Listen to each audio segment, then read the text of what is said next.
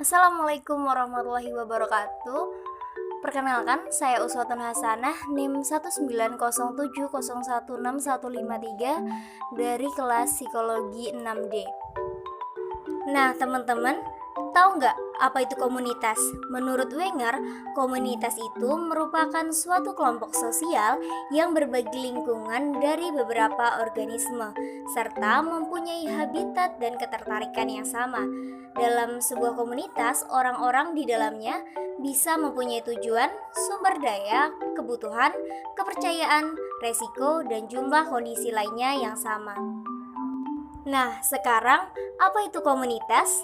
Menurut Heller dan kawan-kawan, mereka mengemukakan psikologi komunitas itu sebenarnya sudah mengembangkan cara mempelajari akibat atau dampak sosial dan lingkungan yang terjadi pada individu, kelompok, organisasi, maupun masyarakat.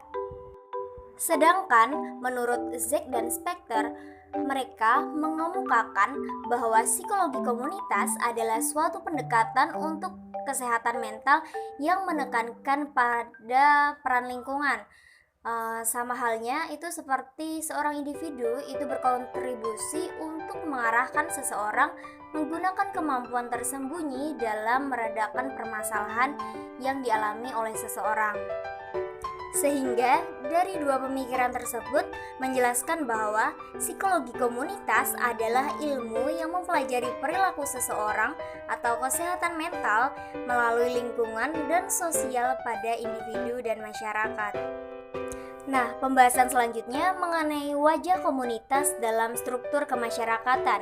Peran setiap anggota dalam suatu komunitas tentu memiliki peran masing-masing, dan masing-masing komunitas memiliki perannya sendiri-sendiri.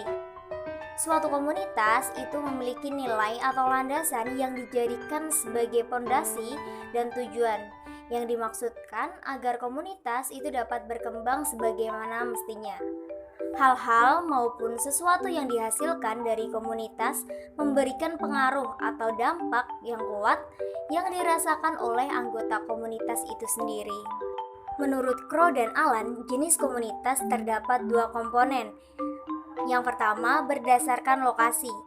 Nah, berdasarkan lokasi ini, tempat wilayah atau tempat sebuah komunitas dapat dilihat sebagai tempat di mana sekumpulan orang memiliki sesuatu yang sama secara geografis. Nah, yang kedua, berdasarkan minat. Sekelompok orang yang mendirikan suatu komunitas karena mereka itu mempunyai ketertarikan dan minat yang sama, yaitu misalnya agama, pekerjaan, suku, dan ras. Bentuk-bentuk struktur sosial dalam masyarakat. Struktur sosial itu memiliki berbagai bentuk dalam masyarakat. Nah, bentuk-bentuk dari struktur sosial dalam masyarakat ini itu ada diferensiasi sosial dan stratifikasi sosial. Dari kedua struktur sosial tersebut, yang membedakannya itu adalah peran dan status. Nah, menurut Ralph Linton, beliau mendefinisikan status itu menjadi suatu kumpulan hak dan kewajiban, sedangkan peran yaitu dinamika dari status tersebut. Lalu struktur sosial dalam masyarakat sendiri itu dibedakan menjadi dua macam, yaitu diferensiasi sosial dan stratifikasi sosial. Yang pertama, diferensiasi sosial.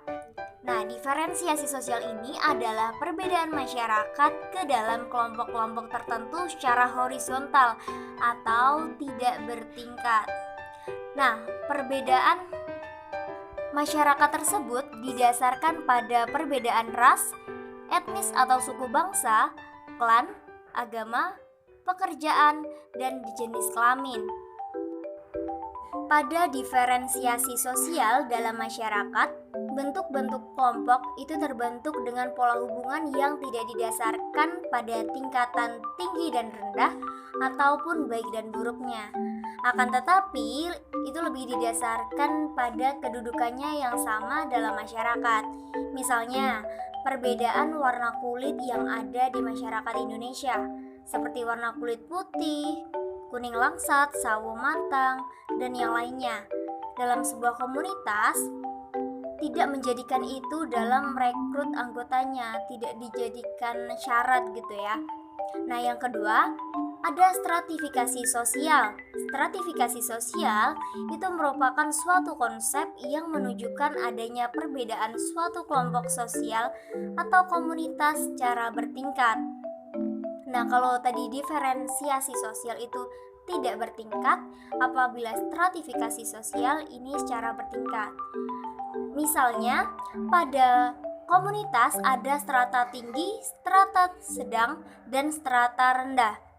Perbedaan atau pengelompokan ini itu berdasarkan adanya simbol-simbol tertentu yang dianggap berharga atau bernilai secara sosial, ekonomi, politik, hukum, budaya maupun dimensi lainnya dalam suatu kelompok sosial atau komunitas. Sekian yang dapat saya sampaikan. Apabila ada salah-salah kata dari saya, mohon dimaafkan. Wallahul muwaffiq ila aqwamit thoriq. Wassalamualaikum warahmatullahi wabarakatuh.